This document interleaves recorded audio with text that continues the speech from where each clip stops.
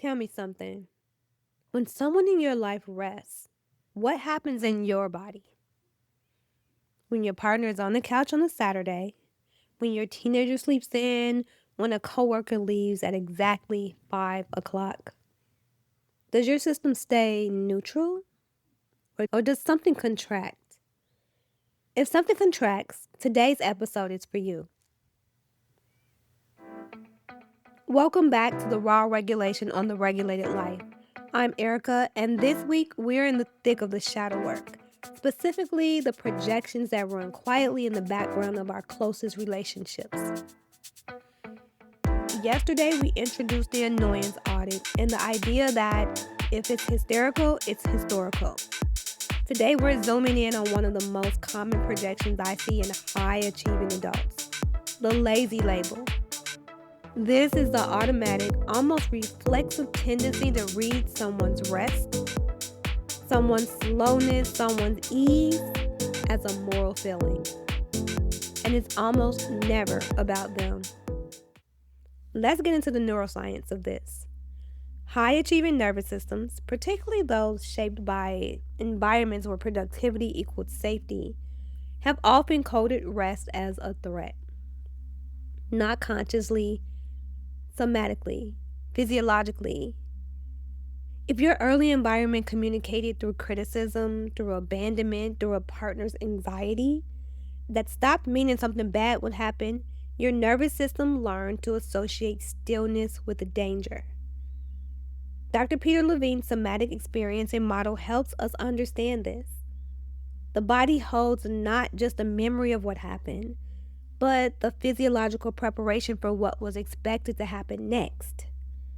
So if stillness was historically followed by chaos, criticism, or loss, your nervous system would treat present-day stillness as a precursor to threat.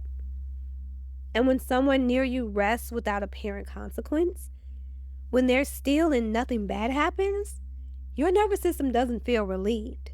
It feels confused. And that confusion often surfaces as contempt. The lazy label is contempt wearing a costume. It's not really about their rest. It's about the fact that their permission to rest highlights the permission you were never given. I want to name something that might be uncomfortable to hear. Some of you are exhausted, deeply, bone level exhausted. And somewhere in your system is a voice that says, I don't get to stop.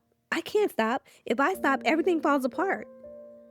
And when you look at someone resting, someone who seems to have no problem being still, there's a flash of something. Something that feels like judgment, but might actually be grief.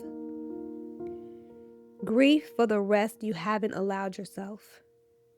That grief for the version of you that used to know how to play, to be slow, to take up space without producing. The partner on the couch isn't lazy. They're a mirror. And the mirror is reflecting a rest you're not letting yourself have.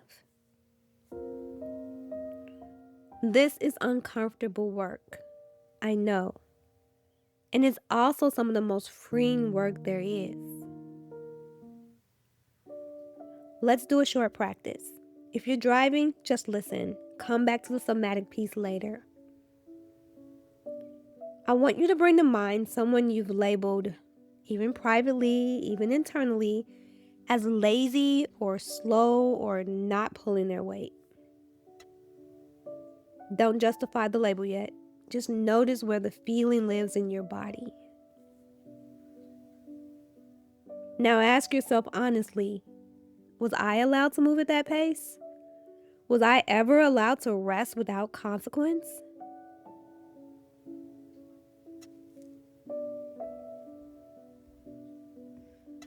Notice what that question opens up. Maybe tightness, maybe sadness, maybe something you haven't felt in a long time. Now place one hand on your chest and speak inwardly to the part of you that never got to rest. You are allowed to stop. Not everything depends on your motion. You are allowed to be still.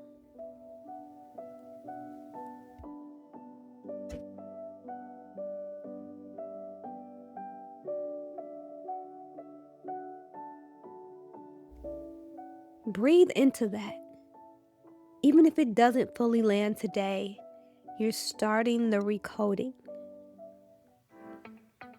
Use this practice when you catch yourself labeling someone's pace or energy level and your body tightens in response.